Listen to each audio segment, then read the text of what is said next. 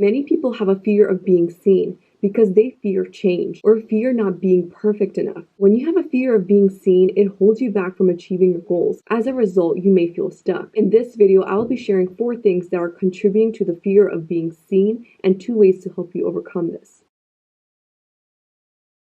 Have you experienced this? When you start changing, people start questioning you or don't understand why you're making the change. They may feel threatened, scared, or insecure by the changes happening in your life, because this means changes in their life. Take this example. If one day, out of the blue, you told your friends you're moving to California to sell jackets, they most likely will have a big reaction. But if you told them over time that you really love designing jackets and want to share that with the world, another time you tell them the best place to learn to sell jackets is in California. And then one day, you share you're looking for apartments in California. Telling them over time allows them to be more accepting of the possible changes to come. What you've done is given your friends time to build understanding, time to process their feelings. Therefore, there'll be less negative feelings towards this change. Another example is this when I'm trying to get healthier. When I surround myself with people who are eating healthy, in a way, it's important to not only surround yourself with people that are like-minded, but also to have a conversation about the goals you're trying to achieve. Conversations around what resources or support you will need. Even if I'm not surrounded by people who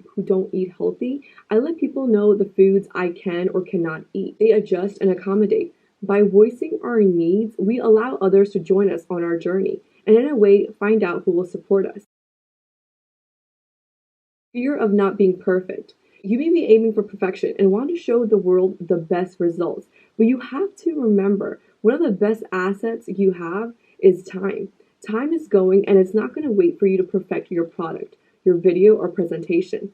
By the time you perfect the thing you're working on, someone else might have already done it. And if you didn't even try, you've already failed. Honestly, how will you know what changes to implement if you don't even start? So start working on your goals. In the beginning, it will be messy. You're going to make mistakes. It's okay, but at least try achieving your goals. Learn from your mistakes and adjust as needed. Also, oftentimes we're aiming for perfection to please other people. Ask yourself, is what you're doing to please someone else? Is this even your dream, your goal, or are you following someone else's dream? Growing up, oftentimes family members or even society has been teaching us, or what I like to say, conditioning us to live in a certain way. Go to school, get a job, get married, have kids. But what if that's not how you want to live? The only way you'll know if a goal is something you want to pursue is by doing inner work, reflecting, and sitting in silence. Quiet that monkey mind, dig deep inside and reflect. What is truly the goal you want to achieve? Want a video about inner work? Leave me a comment down below saying inner work. You're lacking focus. If majority of our thoughts are negative and we're focusing on what we don't have most of the time, it will definitely become challenging to obtain our goals. To children, we say, don't play soccer in the kitchen. But what children really hear is play in the kitchen. As Marissa Peer says, the brain does not recognize words like don't, not, no. And so parenting books teach us to tell children what we want them to do. So instead of saying don't play soccer in the kitchen, say you can play soccer outside or in the basement. This gives parents control, focus, and the children options parents like. It's time to figure out what you've been focusing on. What are the thoughts you're having around your goal? Are they positive? Are they negative? Stay with me. I talk more about this later in the video. It's a choice to pick your focus. We can only control our thoughts, and everything else is out of our control.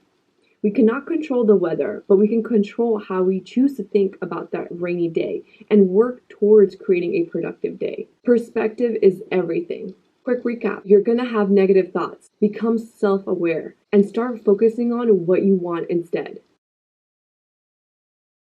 Feeling overwhelmed. You may be feeling overwhelmed, like there's too much to do. In order for you to start your YouTube channel, you may need a good camera, logo to look good, post shorts, post long-form content. But here's the thing, who said you need to do all of that at the same time? Before people even get to start, they just give up because it's just too much. Let's take a step back. Did someone teach you how to study? Or did one day you just sat down, opened your journals, started to reread your notes, take new notes, and then eventually you figured it out?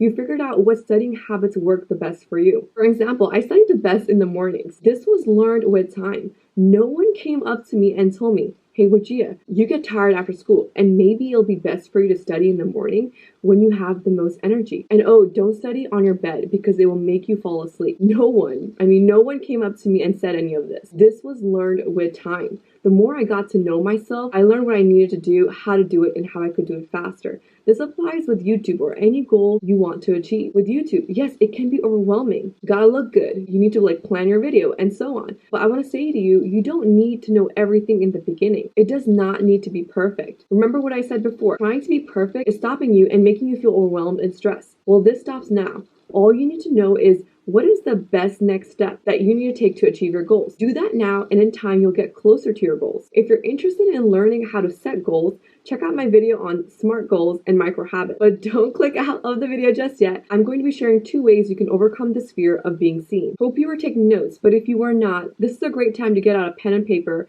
and journal these questions. I'm going to assume that you already know what your goals are. Number 1, identify your fears.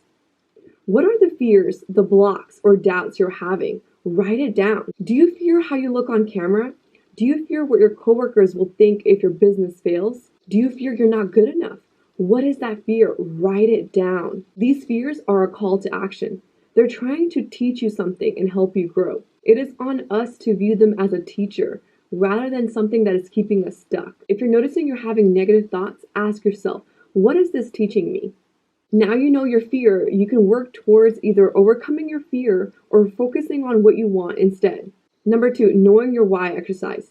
Even though your fears can slow down your progress, if you have a powerful reason on why you want to achieve your goals, this will drive you out of the bed in the morning no matter what. This is why provider men will go to work or take on an extra shift because they know that extra income can make a big impact on their family. Their why is to provide for their wife and children. This why is so powerful for them that they're willing to sacrifice a party on the weekend to make some extra money. The reason why you want to do this 7 levels of why exercise is to get really deep on what is the real reason you want to achieve this goal. Not some goal of I want to make money, and that's fine if that is, but to really figure out what is important about making money to you. Let's get into the 7 levels of why exercise by Dean Graziosi. Let's say your goal is to start your online business. You ask yourself why you want to start your online business. Maybe you say, I want to reach a lot of people. Ask yourself why. Why do you want to reach a lot of people? I want to reach a lot of people because I want to help as many people as possible. Keep asking why. I want to help many people because I want to create an impact and leave a legacy. Why? I want a legacy because, and then you fill in the blanks. And then keep repeating this until you get to your deep why. There's a free PDF for the 7 levels of why. I will leave it in the description down below. If you like this video, please share it with someone. Much love, and until next time.